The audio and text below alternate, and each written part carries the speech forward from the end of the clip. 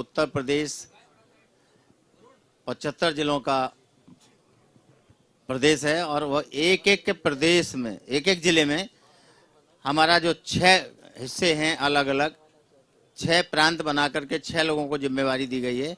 हर एक प्रांत में 12 से 13 जिले हैं और प्रत्येक जिले के मुख्यालय से 25 किलोमीटर की पद यात्रा हमारे जो सम्मानित प्रांतीय अध्यक्ष हैं उनकी देखरेख में लगातार चली है 8 तारीख से 22 तारीख तक।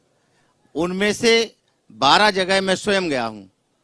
12 जगह जाकर के 12 पॉइंट बनाए थे, उनमें मैं स्वयं गया हूं। सुबह से जिला मुख्यालय से निकलता था और जो हमारा एरिया था 25 किलोमीटर चलने के बाद समूचे दिन में शाम को समाप्त किया करते थे। तो इस तरीके से भारत जोड़ो यात्रा उत्तर प्रदेश में लगातार चली है। और आज जब हमारे बीच से आदरणीय राहुल गांधी जी जब प्रवेश किया उन्होंने उत्तर प्रदेश में, तो हजारों की संख्या में लोग उनके स्वागत में गए हैं। उसका कारण यही था कि हमने पहले से उत्तर प्रदेश के एक एक जिले में जाकर के भारत जोड़ो यात्रा करके उद्देश्य बताया कि भारत को जोड़ने के लिए आदरणीय राहुल गांधी जी क्यों निकले हैं। क्योंकि देश में जिस तरीके की अराजकता है, चाहे वो बहन हो चाहे बेटी हो, आए दिन अखबारों में छपा रहता है।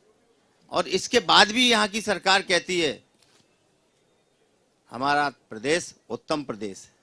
किस चीज में उत्तम है? बेरोजगारी में। किस चीज में उत्तम है? गरीबी में। किस में उत्तम है? महंगाई में।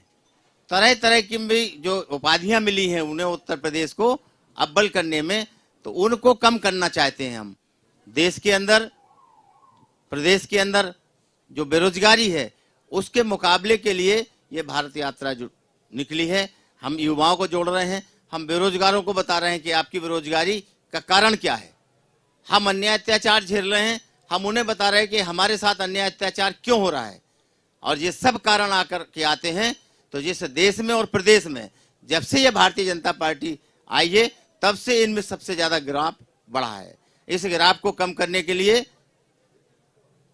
आदरणीय राहुल गांधी जी ने कन्याकुमारी से चल करके समूचे देश में इन तीनों मुद्दों को लेकर के यात्रा की है। वैसे तो वो चाहते थे कि हम पार्लियामेंट में इन पर चर्चा कराएं कि हमारा देश और प्रदेश बेरोजगारी में जो अव्वल होता जा रहा है वो कैसे रूटीन में आए, कैसे बेरोजगारी कम हो। हमारा प्रदेश जो उत्तर प्रदेश है, इस उत्तर प्रदेश में जिस तरीके का अन्याय अत्याचार बढ़ा हुआ है जाति और धर्म के नाम पर, इसको हम कैसे कम करें, कैसे ठीक करें, इसके लिए यात्रा है। लेकिन सदन में जब चर्चा नहीं करने दी गई तो पर आदरणीय राहुल गांधी जी ने सोचा कि तुम संसद में चर्चा नहीं करने दोगे तो क्या सड़क पे भी नहीं करने दोगे। उन्होंने निर्णय लिया और कन्याकुमारी से लेकर कश्मीर तक जो चर्चा कराते चले आ रहे हैं।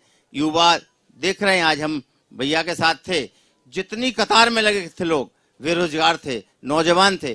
वो चाहते हैं कि फिर से कांग्रेस आए, क्योंकि उत्तर प्रदेश में जब से भाजपा की सरकार आई तब से एक ही काम चल रहा है, अन्याय अत्याचार और लूट। इनको सबको रोकने के लिए युवा एकदम से आदरणीय राहुल गांधी जी के साथ चलने को तैयार है। बेरोजगार एकदम से उनके साथ चलने को तैयार है।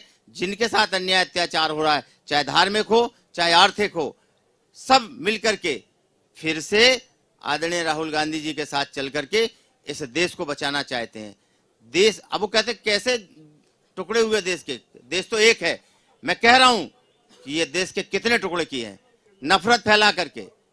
कभी भेल को बेच रहे हैं तो कभी रेल को बेच रहे हैं, कभी हवाई अड्डे बेच रहे हैं तो कभी हवाई जहाज बेच रहे हैं। तो ये टुकड़े टुकड़े करके बेचने वाले लोग, इन्हें हम ये देश बेचने नहीं देंगे। इसलिए आदरणीय राहुल गांधी जी कन्याकुमारी से चल के कश्मीर तक जाकर के ये चर्चा कर रहे हैं कि इस देश को बचाओ, साथ चलो। इसलिए हम सब मिलकर के आदरणीय राहुल गांधी जी के इस भारत जोड़ो यात्रा में जुटे हुए हैं। धन्यवाद। सर एक मिनट, मैं एक बात और कहना चाहता हूँ, भूल गया कि पिछले 2 दिन से बागपत और शामली में सबसे बड़ा खतरा ठंड से नहीं था पर सड़कों की हालत से था। मैं कन्याकुमारी से चल रहा हूँ और रोज